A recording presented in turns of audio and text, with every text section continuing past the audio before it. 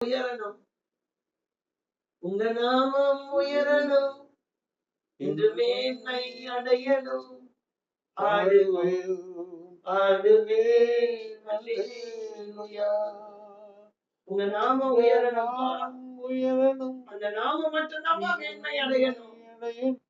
ஆடுவேன் ஆடுவோம் அல்லேலூயா என்று பக்தன் பாடினது போல நம்முடைய வாழ்க்கையில ஒவ்வொரு சாட்சியும், நம்முடைய வாழ்க்கையும் சரி, ஆண்டவர் நாமம் மட்டும்தான் மகிமைப்படணும்.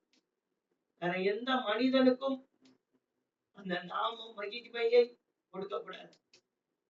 ஆண்டவர் மட்டும்தான் நம்ம கூடுகையில மகிமைப்படணும். ஒவ்வொருவரும் ஆண்டவருடைய நாமத்தை மட்டும்தான் மகிமைப்படுத்தணும். வேற எதையும் மகிமைப்படுத்த நமக்கு கொடுக்கப்படவில்லை. ஏனென்றால் நமக்காக ரத்தம் சிந்தி மரணத்தை ருசி பார்த்தார். நேற்று படிச்சேன்ல, எபிரேயர் 2:9. மரணத்தை ருசி பார்த்தார். அடுத்தது மரணத்தை உத்தரித்தார். அடுத்தது மகிமையினாலும் கனத்தினாலும் முடிக்கப்பட்டார். ஆனா இவைகள் எல்லாமே நமக்கு இலவசமா கொடுத்துட்டாரு. எல்லாத்தையும் அவர் செஞ்சு இலவசமா எனக்கு கொடுத்துட்டார். அப்ப எல்லாத்துக்கும் காரணம் யாரு? இயேசு. அவர்தான் மூல காரணம். ஆகையால் எந்த ஒரு உயர்வும் மனிதனை சாரக்கூடாது. எந்த ஒரு ஊழியக்காரரையும் சாரக்கூடாது. எந்த ஊழியக்காரரும் அற்புதம் செய்ய முடியாது. எந்த ஊழியக்காரையும் அற்புதம் செய்ய முடியாது. இயேசு அதிகமா உங்க சாட்சியில, இயேசு அதிகமா உங்களுடைய சாட்சியில இயேசுவின் நாமம் அதிகமா உங்களுடைய சாட்சியில இயேசுவின் நாமத்தை மகிமைப்படுத்துகிற வரிகள் தான் அதிகமாக இருக்கணும். இயேசு செய்தார், இயேசு செய்தார், இயேசு செய்தார். இந்த கூடுகை ஒரு வழி, அவ்வளவுதான். இயேசுவை காட்டுகிறதற்கான வழி. மற்றபடி மொத்தம் இயேசுதான். எனக்கானாலும் சரி, உங்களுக்கானாலும் சரி, எல்லாருமே இயேசுவின் நாமத்தை நாம் ஒருமித்து மகிமைப்படுத்துவோம். ஒருமித்து மகிமைப்படுத்துவோம். அல்லேலூயா. கர்த்தர் நல்லவர். நிச்சயமாகவே முடிவு உண்டு. உன் நம்பிக்கை வீண் போகாது. எல்லாவற்றிற்கும் முடிவு சமீபித்து விட்டது. ஆண்டவருடைய சிலுவையில கடைசி வார்த்தை யாராவது ஒருவர் சொல்லுங்க. யாராவது ஒருவர். எல்லாம் முடிந்தது. எல்லாத்தையும் அவர் சிலுவையில முடிச்சிட்டேன்றார். எல்லாம் முடிந்தது.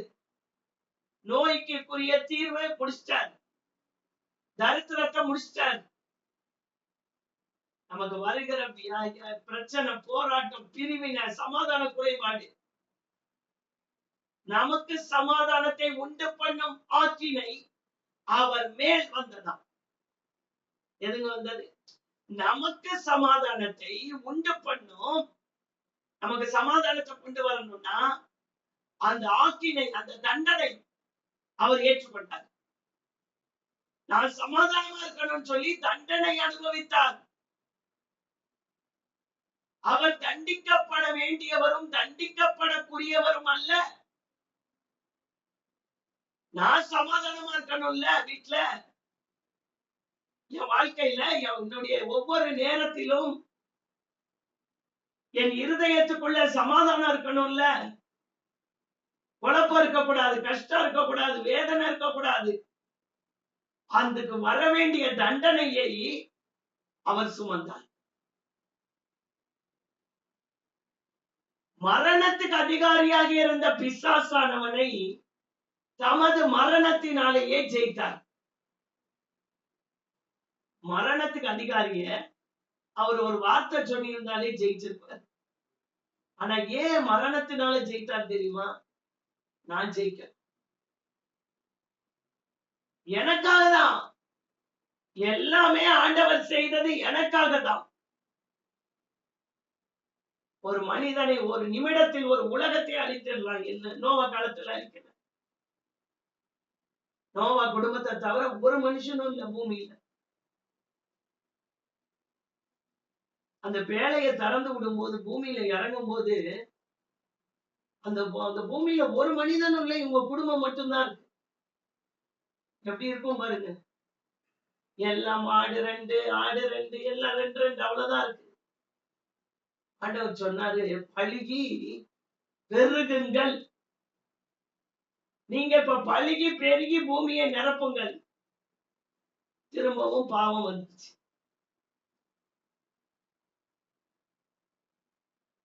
ஆண்டவர் பார்த்தாரு, அழிச்சுக்கிட்டே இருந்தோம்னா ஜனங்கள் யாரும் உயிரோட இருக்க மாட்டாங்க. ஜனங்களால பாவத்துல இருந்து வெளியே வர முடியல. பிசாசானவன் மிக தந்திரம் உள்ளவனா இருக்கிறான். ஆண்டவர் உண்டாக்கின எல்லா மிருகங்களை காட்டிலும் சர்ப்பமானது மிக தந்திரமாய் இருந்தது. ஆதியாகமம் 3வது அதிகாரத்திலே வேதம் சொல்லுகிறது. மிக தந்திரவாதியா இருந்தான். எப்படியோ தந்திரமா மனுஷனை ஏமாத்தினான். நேரடியான வரமாட்டான், தந்திரமா ஏமாத்திடுவான். எப்படியாவது ஆண்டவருக்கு கீழ்ப்படியாமை கொண்டு வந்துடணும். கீழ்ப்படிதல் இருக்கக்கூடாது. யாருக்கு? ஆண்டவருக்கு. அதனாலே ஆண்டவர் நியாய பிரமாணத்தை கொடுத்து பார்த்தார், மாறல. கடினமான உபதேசங்களை கொடுத்து பார்த்தார், மனுஷனால செய்யாம இருக்க முடியல. அவரே வந்தார், அவரே வந்தார், அவரே வந்தார், அவரே வந்தார். பிதாவின் இடத்தில் ஒரு சரீரத்தை கேட்டு வாங்கி அவரே இந்த பூமியில வந்து தேவ தூதரிலும் சற்று சிறியவர் ஆக்கப்பட்டிருந்த இயேசு.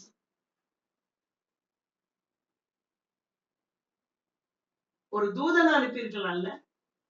எத்தனை இடங்கள்ல ஆண்டவர் தூதனை அனுப்பி வெட்டி வீழ்த்தி இருக்காரு. ஒரு தூதனை அனுப்பி ஆண்டவர் அந்த காரியத்தை செய்யல. அவரே தம்முடைய சொந்த குமாரன் என்றும் பாராமல்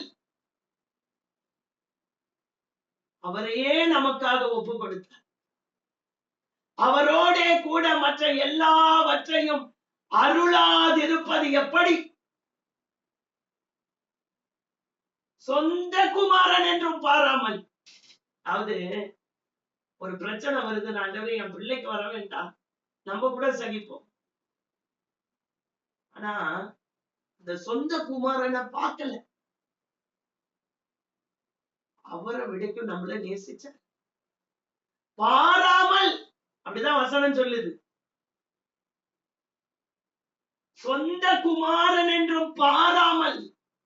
பார்க்கலையா? அவரை பார்த்துட்டு இருந்தாருன்னா இன்னைக்கு நான் உட்கார்ந்து இருக்க முடியாது. எனக்கெல்லாம் விமோச்சனமே கிடையாது. எனக்கு இயேசு கடவுள் அல்ல. இஸ்ரவேல் ஜனங்களுக்கு மட்டும்தான் அவர் ஆண்டவர். என் பக்கம் அவர் பார்வை திரும்ப காரணம் என்ன தெரியுமா? அவர் தம்முடைய குமாரனை சொந்த குமாரன் என்று பாராமல் எனக்காக அவரையே ஒப்பு கொடுத்தார். எல்லாரும் அவரை அறிய வேண்டும் என்பதற்காக. இந்த உலகம் முழுவதும் இயேசுவின் ரத்தத்தை உணராமல் இருக்கிறது. எவ்வளவு ஒரு மோசமான நிலைமையிலே நம்முடைய தேசம் போய்கொண்டிருக்கிறது. நாளுக்கு நாள் பிசாசினுடைய தீவிரங்கள் அதிகமாகி கிடக்குது. எங்க பார்த்தாலும் குண்டு வெடிப்பு, எங்க பார்த்தாலும் மனுஷனுடைய அழிவு, எங்க பார்த்தாலும் ஆக்சிடென்ட்,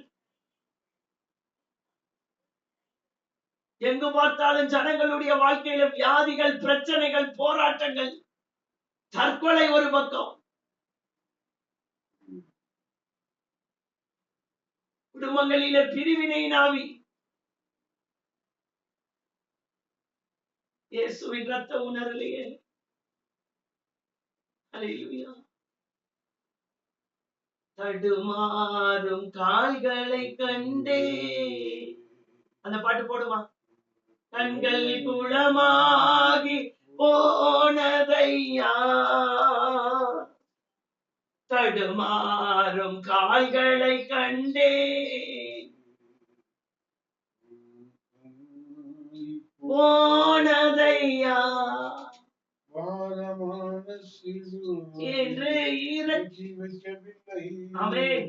உண்மையான ஆணி என்று புறக்கணிக்கவில்லை.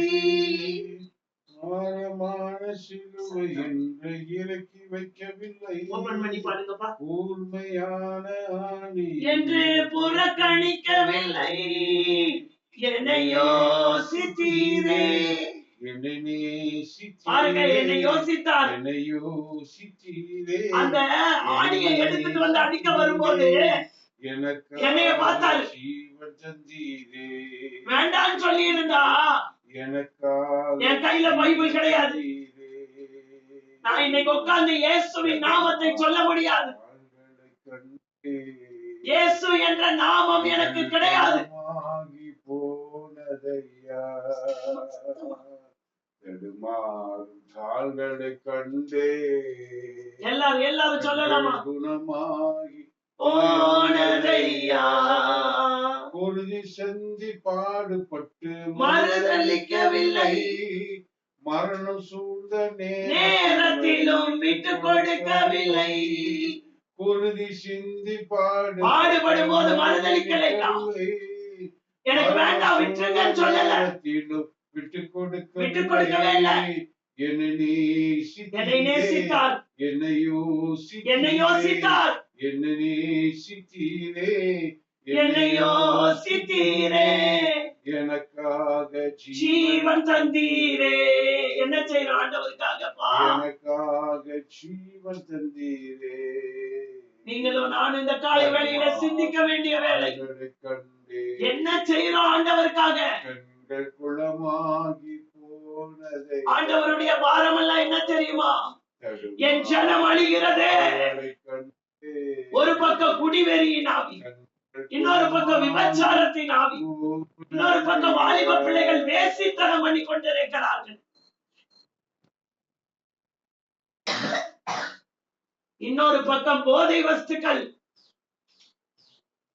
இன்னொரு புறம் ஜனங்களுடைய வாழ்க்கை கேள்விக்குறியாக்கி கொண்டிருக்கிறது. ஒரு பையன் கல்யாணமே ஆகலன்னு தற்கொலை பண்ணியிருக்கான். இன்னொருத்தர் ஏன் கல்யாணம் ஆச்சுன்னு தற்கொலை பண்றான். இக்கரைக்கு அக்கறை பச்சையா காணப்படுது. ஜனங்களுடைய வாழ்க்கை கேள்விக்குறியிலே காணப்படுகிறது. எனக்காக ஜீவன் கொடுத்த இயேசுவை எத்தனை பேருக்கு சொல்றேன்? எத்தனை பேருக்கு அறிவிக்கிறோம்? என் பிரச்சனையே பெரிய பிரச்சனையா இருக்கு. அதுதான் பிரச்சனையே. எப்ப என் பிரச்சனைய பெரிய பிரச்சனையா பார்த்து உட்கார்ந்து இருக்கிறனோ, சாகுற வரைக்கும் அப்படியே தான் இருப்போம். ஐயோ, என் பிள்ளையே கீழ்ப்படிய மாட்டேங்குது, அப்படியே தான் இருப்போம். மற்ற பிள்ளைகளுக்காக ஜெபம் பண்ணி பாருங்க.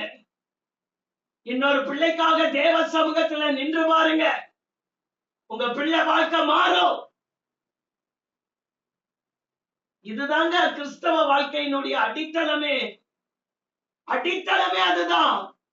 ஒவ்வொரு ரட்சிக்கப்பட்ட நபருக்கும் ஆண்டவர் அவர்கள் மேல் வைத்ததானே கட்டளை அதுதான். கட்டளை. செய்தாலும் பரவாயில்ல, செய்யலைனாலும் பரவாயில்ல, அல்ல கட்டளை. என் பிள்ளையே செல்போன் அடிக்ஷனா இருக்குது. இன்னொரு பிள்ளைக்காக ஜெபம் பண்ணுங்க. ஜெபமே பண்ண முடியல, அப்ப ஒண்ணும் பண்ண முடியாது.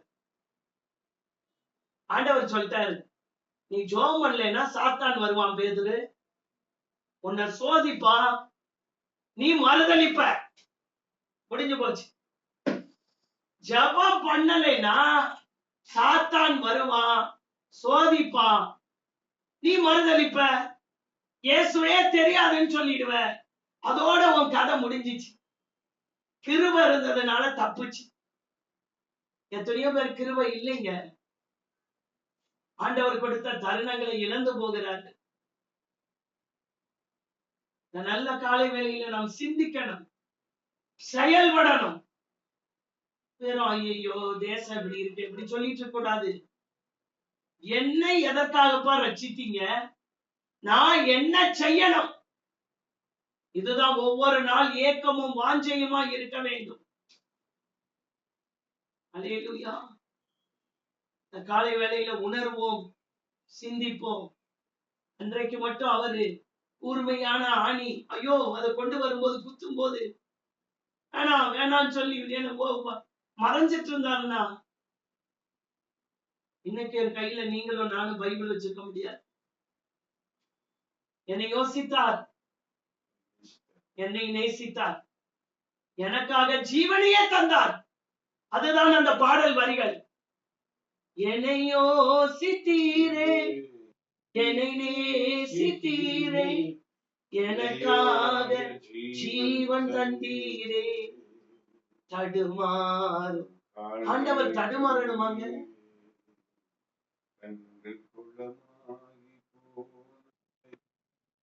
சர்வ வல்லமையுள்ள தேவனாய் மறுபடியும் வருவார். மேக மீதில் வானம் இரண்டாய் பிளக்க இயேசு ஒளிவ மலையின் மேல் வந்து நிற்பார். அவரை குத்தினவர்களும் அவரை காண்பார்கள். ராஜாதி ராஜாவாய், தேவாதி தேவனாய், சர்வ வல்லமை உள்ளவராய் உலகத்தார் எல்லாரும் கண்டு புலம்புவார்கள். பிரசவ ஸ்திரீக்கு கர்ப்ப வேதனை வருவது போல அந்த நாள் மிக இக்கட்டான நாள். சந்திரன் ரத்தமாய் மாறும், சூரியன் விழும், இயேசு வருவார். ஒரு தடவை தான் மரிச்சாரு, மறுபடியும் அடி வாங்கிட்டுல வரமாட்டாரு. ஆக்கினி பிளவாய் வருவார். எக்கால சத்தம் தொனிக்க இயேசு வருவார். ஒவ்வொருவரை தனித்தனியாய் கூப்பிடுவார். அத்தனை பேருக்கும் அவர் கிரியைகளுக்கு தக்க பலனை கொடுப்பார். இந்த பூமியில நான் வாழ்கிற நாட்களிலே என்ன செய்தாய்?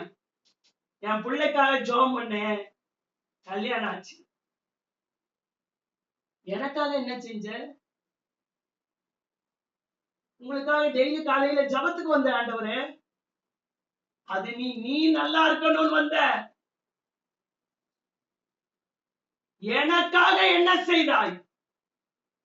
இந்த ஒரே கேள்வியோடு தான் இயேசு வருவார். நல்ல வேலை கொடுத்தீங்க, டெய்லி நல்ல சாப்பாடு கொடுத்தீங்க, நன்றி செலுத்தி சாப்பிட்டேன் ஆண்டவரே. ஞாயிற்றுக்கிழமை பைபிள் எடுத்துக்கிட்டு சர்ச்சுக்கு போயிட்டேன் ஆண்டவரே. எனக்காக என்ன செய்தாய்? ஊழியம் செய்வது பாக்கியமே, அதில் பலனோ இன்று நாம் அறியோமே. கர்த்தர் ஓர் நாள் வந்திடுவாரே, அன்றே அதன் பலன் கொண்டு வருவாரே என்று உணர்வாயோ. இன்றே ஜீவனுள்ள நாட்களெல்லாம் ஜீவனுள்ள நாட்கள் எல்லாம் இயேசுவுக்காய் வாழ்வோம். இருப்பது ஒரு வாழ்வு, அதை அவருக்கே கொடுப்போம். அதை அவருக்கே கொடுப்போம். எனக்கு என்ன, நான் நலமாய் இருந்தால் அது போதும். யாரோ செய்யட்டும், எனக்கு என்ன, நான் நலமாய், என் வீட்டுல நல்லது நடக்குதா? இதெல்லாம் இயேசு கேட்க மாட்டார். யாரோ செய்யட்டும், எனக்கு என்ன, நான் நலமாய் இருந்தால் அது போதும். அவருடைய வருகையின் போது பலன் வரும். செத்த தெய்வத்தை அல்லையா, ஒரு படத்தை வச்சு பூ போடுகிற தெய்வத்தை அல்ல, என் ஜீவன் உள்ள தேவன்,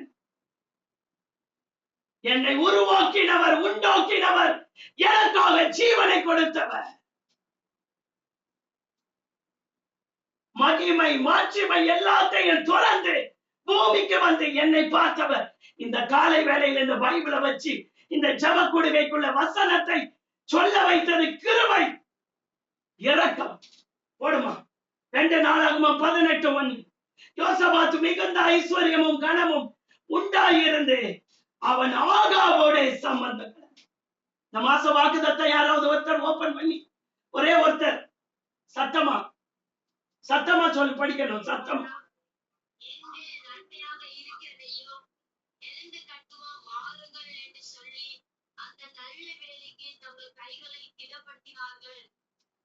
ஒருத்தர் சத்தமா சத்தமா சத்தமா.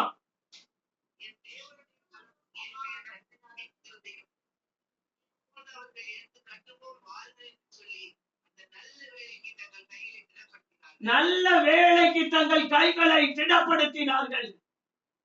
இவரும் ஒருவரோட போய் எழுந்து கட்டுவோம் வாருங்கள்னு அவருக்கு உதவி செய்ய போறார். அதாவது ஐஸ்வர்யமும் கனமும் உண்டாக உடனே இந்த யோசபாத் என்ன செய்தார் என்றால் ஆகாபோட கலந்து, முக்கியமான வசனங்களை மட்டும் படிக்கிறேன்.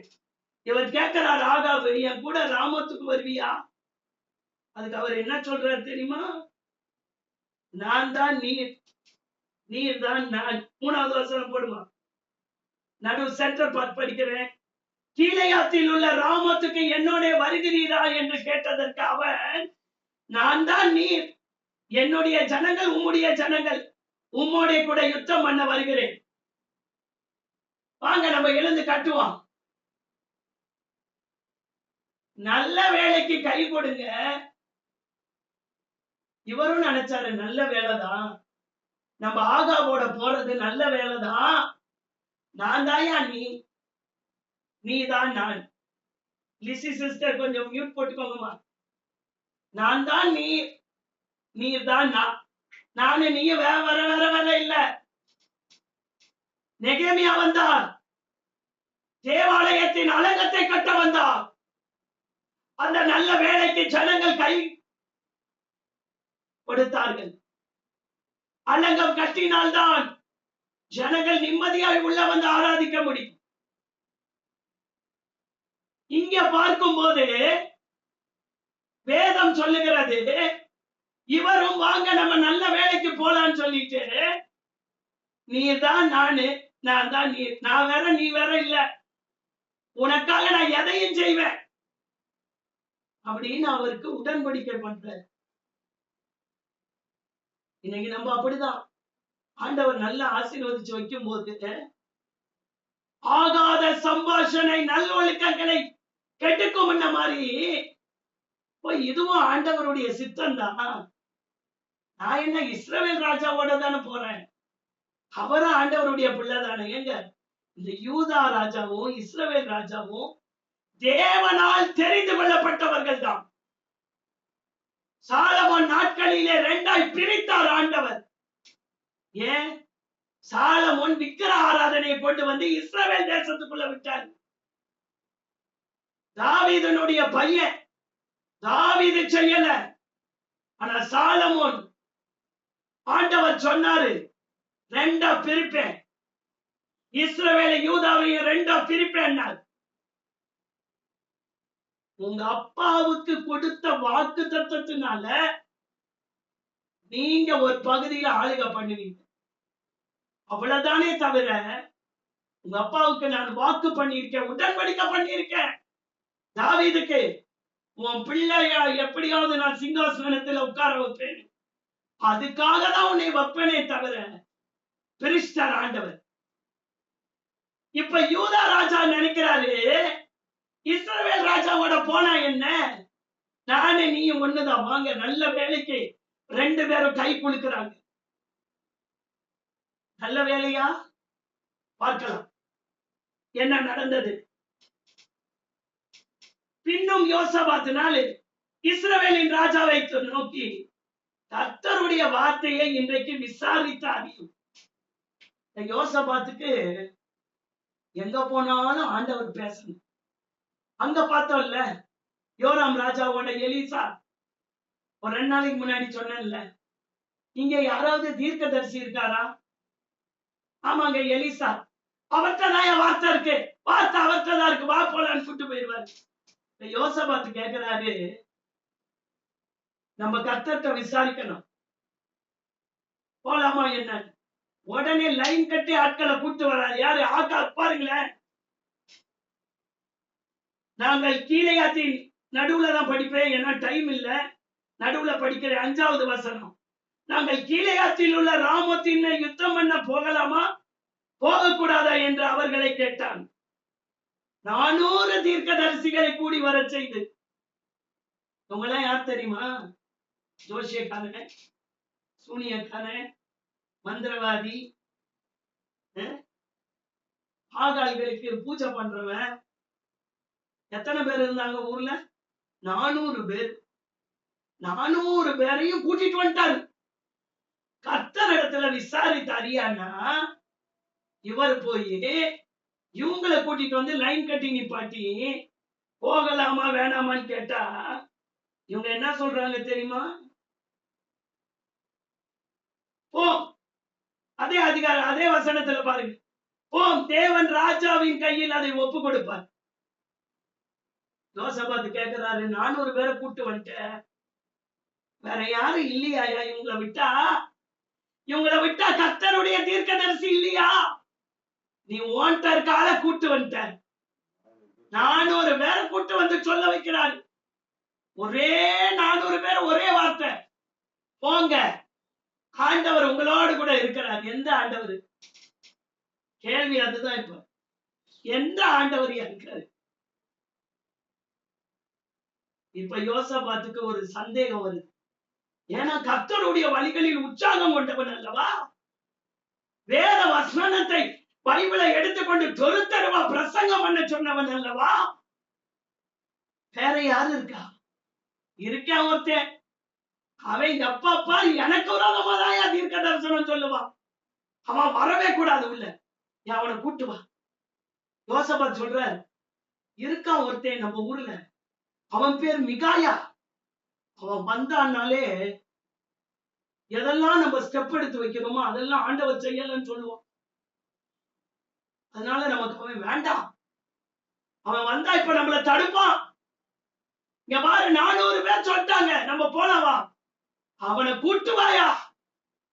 யோசபாத் சொல்றாரு, அவனை கூட்டு வாங்க. உடனே கர்த்தரிடத்தில் விசாரித்து அறிகிறதற்கு 7வது வசனம், இம்லாவின் குமாரனாகிய மிகாயா என்னும் மற்றொருவன் இருக்கிறான், ஆனாலும் நான் அவனை பகைக்கிறேன். ஏன் பகைக்கிற? ஏயா பகைக்கிற? உனக்கு சாதகமா தீர்க்க தரிசனம் சொன்னா அவங்களை எல்லாம் கூட்டி சேர்த்துக்குவ, அவங்களுக்கு பணம் கொடுப்ப, சாப்பாடு கொடுப்ப, செல்வம் கொடுப்ப, எல்லாம் கொடுப்ப. ஆனா ஆண்டவருடைய வார்த்தையை சொன்னா உனக்கு பிடிக்கல, எதிர்க்கிற. அவனை நான் பகைக்கிறேன், அவன் என்னை குறித்த நன்மையாக அல்லையா. அப்பா பாரு, தீமை தான் சொல்லுவான். ஐயா நீ தீமை பண்ணா தீமைய சொல்லாம அவர் என்னத்த சொல்லுவார் ஆண்டவர்? நீ சூனியக்காரன்ட்ட போவ, காலையிலான ஜபத்துக்கு வந்துருவ, பாஸ்டர் கொண்டு போய் காணிக்க கொடுப்ப, அடுத்த நாள் அதே பணத்தை கொண்டுட்டு போய் சூனியக்காரன்ட்ட ஜாதகத்தை கொண்டுட்டு போய் ஒருத்தன்ட்ட கொடுத்து ஜாதகம் தப்ப. நீ இப்படி பண்ற ஆள் ஆகாவே. அதனாலதான் அவன் என்னை குறித்த தீமையாகவே எப்பொழுதும் தீர்க்க தரிசனம் சொல்லுகிறவன் என்று. அதற்கு யோசபாத், ராஜாவே அப்படி சொல்லாதீங்க. இந்த யோசபாத்து போராடுற, ராஜாவே அப்படி சொல்லாதீங்க, அவனை கூட்டு வாயா.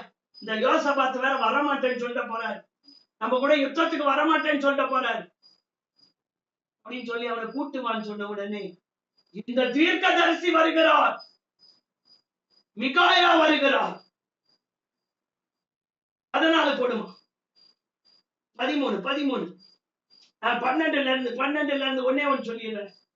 மிகாயாவை அழைக்க போன ஆள் அவனுடனே பேசி, இதோ தீர்க்கதரிசிகளின் வார்த்தைகள் எல்லாம் ஏக வார்த்தையாய் ராஜாவுக்கு நன்மையா இருக்குது, நீயும் வந்து அதையே தான் சொல்லணும். மறக்காங்க பாத்தீங்களா? 400 பேர் சொல்லிட்டாங்க, நீ யுத்தத்துக்கு போன்னு சொல்லிட்டாங்க. இப்ப யோசபாத்துன்ற ராஜா தான் உன்னை கூப்பிட சொல்லி இருக்காரு, நீயும் வந்து அதையே தான் சொல்லணும். அவர் என்ன சொல்றாரு பார்க்கலாமா? 13 பாருங்க. அதற்கு மிகாயா, என் தேவன் சொல்வதையே சொல்வேன் என்று கர்த்தருடைய ஜீவனை கொண்டு கர்த்தருடைய ஜீவனை கொண்டு, கர்த்தருடைய ஜீவனை கொண்டு, கர்த்தருடைய ஜீவனை கொண்டு சொல்லுகிறேன் என்றான். நீ கொன்னாலும் சரி, நீ என் தலையை வெட்டினாலும் சரியா, ஆண்டவர் சொல்றதான் சொல்லுவேன். அங்கேயும் போய்க்கோங்க சிஸ்டர், இங்கேயும் வாங்க, பரவாயில்ல, இப்படி எல்லாம் சொல்ல மாட்டேன். நீ செய்கிறது தவறு, நீ பண்றது பாவம். இல்லைங்க டாக்டர் சொல்லிட்டாரு கொஞ்சம் குடிக்க சொல்லி, ஐயா பாவம் ஐயா, அது டாக்டரே சொன்னாலும் சரி, நீ இயேசுவின் ரத்தத்தை குடி, எல்லா கட்டும் வெளியேறு, பொல்லாத ஆவி வெளியேறு.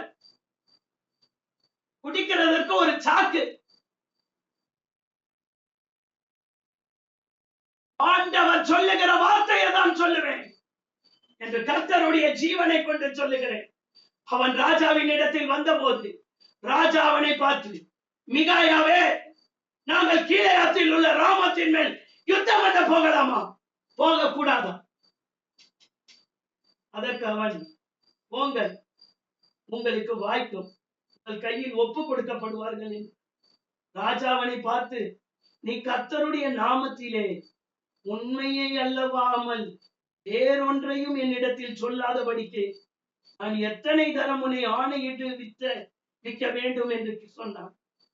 அதற்கு அவன், இஸ்ரவேலர் எல்லாரும் மேய்ப்பன் இல்லாத ஆடுகளைப் போல மலைகளில் சிதறப்பட்டதை கண்டேன்.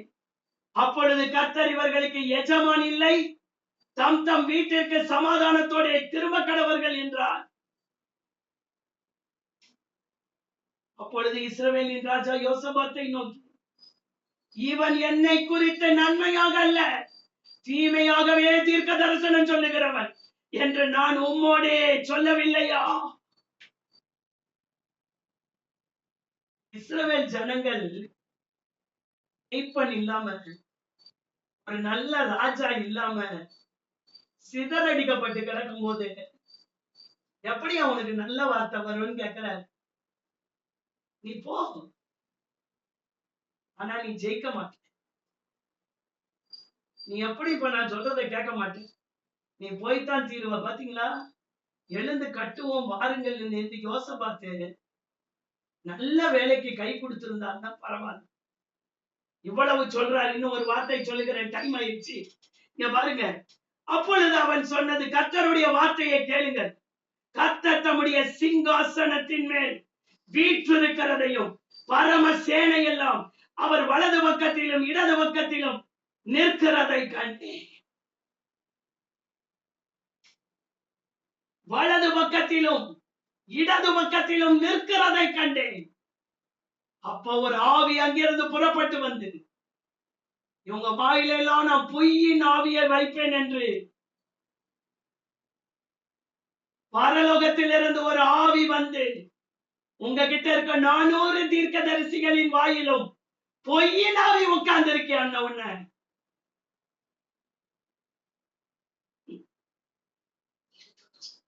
23 பாருங்க, மிகாயாவை கன்னத்தில் ஒரே அடி. எந்திரிச்சு வந்து ராஜா ஒரே அடி, மிகாயாவை கன்னத்துல ஒரே அடி. பேசுவனி ஆவி எங்க இருந்து யாவச்சு? நீ பார்த்த தேவன் சிங்காசனத்துல வீட்டு இருக்கிறதையும் பரம சேனையின் திரள் நிக்கிறதையும் நீ பார்த்து வந்து எனக்கு தீர்க்க தரிசனம் சொல்ற. எந்திரிச்சு வந்து ராஜா மிகாயாவை கன்னத்துல பளீர்னு அடிச்சாரு. அடிச்சுட்டு, கர்த்தருடைய ஆவி எந்த வழியா என்னை விட்டு உன்னோட பேசும்படி வந்தது என்றார். நீ யுத்தத்துல ஒளிஞ்சிருப்ப, அந்த உள்ள அறையில நீ பதுங்குவ பாரு, அப்ப பாப்பையா என் தேவன் யாருன்னு நீ பாப்ப.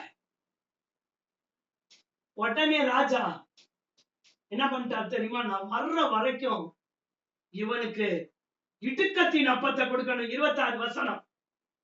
இவனுக்கு நல்ல சோறை காட்டக்கூடாது, இவனை கொண்டு போய் ஜெயில தள்ளு, நீ வந்தா பாப்பையா அப்படின்ட்டு. நீ மட்டும் ரிட்டர்ன் வந்துரு, அப்புறமா நான் சொல்ற வார்த்தை பொய்ன்னு தெரிஞ்சுக்கணும். எழுந்து கட்டுவோம் வாருங்கள் சொல்லும் போது சிலர் இப்படித்தான் தனக்கு நெருங்கிய சிநேகிதர்கள் தன்னுடைய இனச்சன்ன பந்துக்களுக்கு கையடித்து இதுவும் ஆண்டவர் செய்கிற வேலைதான் என்று அவர்களோடு கூட ஒத்து போவார்கள். இதன் நிமித்தம் யோசபாத்தை சொல்லி முடிச்சவன் மணி 6:24 26க்கு முடிச்சு ஜோம் மணி 28க்கு முடிச்சிருவேன்.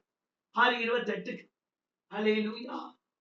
இவர்கள் அவனை கொண்டு போய் இந்த மிகாவாயை கொண்டு போய் சிறையில வச்சுட்டாங்க. அன்னத்துல ஒரே அடி அடிச்சுட்டு, என்னைய பத்தி எப்பப்பா தீமையாவே சொல்ற, ஒரு நாள் அவன் நல்லது சொல்லியிருக்கியா? நீ நன்மை செய்தால் மேன்மை இல்லையோ, நீ நன்மை செய்யாதிருந்தால் பாவம் வாசப்படியில படுத்து கிடக்கும். இஸ்ரவேல் ஜனங்கள் ஆண்டவரை ஆராதிக்கிற ஜனங்களை கொண்டு போய் பாகால்களை வைத்து விக்கிரகத்தை படைச்சு அதை சாப்பிட வச்சு துணிச்சலான வாழ்க்கை வாழ்ந்துட்டு இருக்க. கர்த்தருக்காக வாழ வேண்டிய நீ ஆகாவே யேசபேலினுடைய காரியங்களை தேசத்துல கொண்டு வந்து திணிச்சிருக்க. எப்படி வரும் ஐயா நல்ல வார்த்தை? நீ வர மாட்டையா ரிட்டன், நீ வரமாட்ட.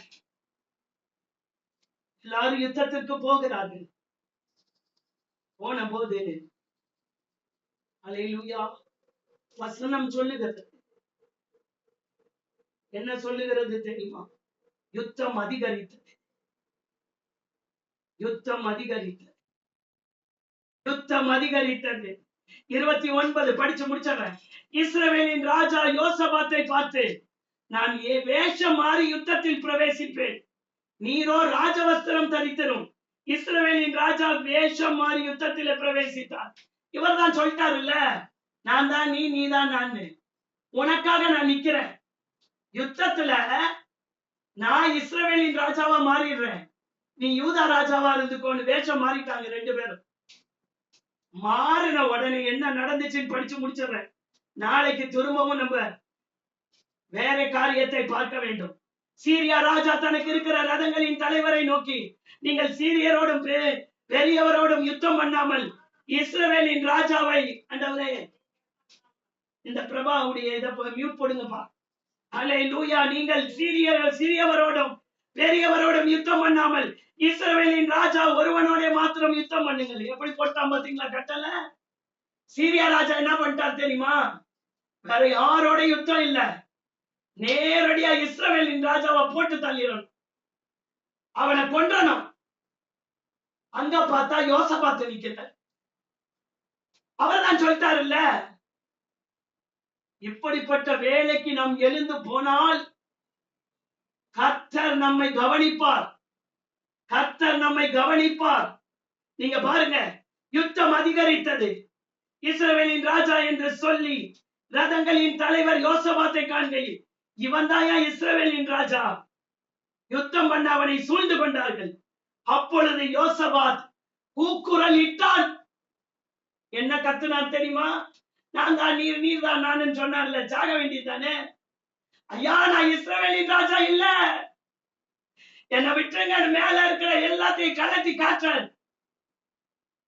யோசபாத் ஐயா, நான் யோசபாத் ஐயா. உடனே ஒருவன் ஆயுதத்தை எய்தான், ஆகாபுடைய சரீரத்துக்குள் பாய்ந்ததே. சாயங்காலம் மட்டும் இருந்து ஆகாப் இறந்தான். ஒரே ஒரு வசனம் 19:1 போதும். யூதாவின் ராஜாவாகிய யோசபாத் எருசலேமில் உள்ள தன் வீட்டிற்கு சமாதானத்தோடு திரும்பி வந்தான். ஆண்டவர் ஒரு தீர்க்கதரிசி அனுப்பிட்டார். ஏகு என்ற தீர்க்கதரிசி புறப்பட்டு வந்து அவனை சந்தித்து ராஜாவாகிய யோசபாத்தை நோக்கி, துன்மார்க்கனுக்கு துணை நின்ற ஆண்டவருடைய வார்த்தையை பாத்தீங்களா? நீ குடிச்சுக்கிட்டே இருந்தா ஆண்டவர் உனக்கு அற்புதம் செய்வாரா? பேய்தாயா நிக்கும். குடிக்க வைக்கிற ஆவி பேய், விபச்சாரம் பண்ண பிசாசுவர். நீ துன்மார்க்கனுக்கு துணை நின்று, கவனிங்க, கர்த்தரை பகைக்கிறவர்களை நீ சிநேகிக்கலாமா? இது நிமித்தம் கர்த்தருடைய கடுங்கோபம் உன் மேல் வர இருந்தது. உன்னையத்தாயா கொன்றுப்பான். ஆனா நீ உன்னை செஞ்ச பாத்தியா? விக்கிரக தோப்புகளை தேசத்தை விட்டு அகற்றி தேவனை தேட உம்முடைய இருதயத்தை நேராக்கின விஷயத்தில் நன்மையான காரியங்கள் உம்மிடத்திலே காணப்பட்டது உண்டு. அதனால மட்டும்தான் நீ தப்பிச்ச. கண்களை மூட, ஒரே நிமிஷம் தான் இருக்கு. கண்களை மூட. யோசபாத்தே, துன்மார்க்கனுக்கு துணை நிற்ப, செத்து போயிருப்பையா? உன் கூக்குரல் அந்த எங்க அந்த ரதங்களின் சத்தத்துக்குள்ள இவருடைய கூக்குரல் கேட்கணும்ல. ஐயா, நான் இஸ்ரவேலின் ராஜா இல்ல, என்னை கொன்றாத கொன்றாதன்னு கத்தி இருக்காரு. என்ன பேசினாரு? நீர் தானா? நான் தான் நீ. ஆண்டவருடைய காரியங்களிலே நான் ஒத்து போக வேண்டுமான். கூட இருக்கிற ஆளு துன்மார்க்கனா நீதிமானான் பார்க்கணும். இன்னைக்கு நிறைய பேருடைய வாழ்க்கை ஏன் தெரியுமா அழிகிறது? யாரோட துணை போறதுனே தெரியாம போய்கொண்டிருக்கணும். கர்த்தர் இருப்பார் என்று நம்பி போறது. வாங்க, நான் தான் உங்களுக்கு பதிலா வரேன் இல்ல, வாங்கன்னு கர்த்தர் சொல்றார். துன்மார்க்கனுக்கு துணை நிற்ப, செத்து போயிருப்பேன்.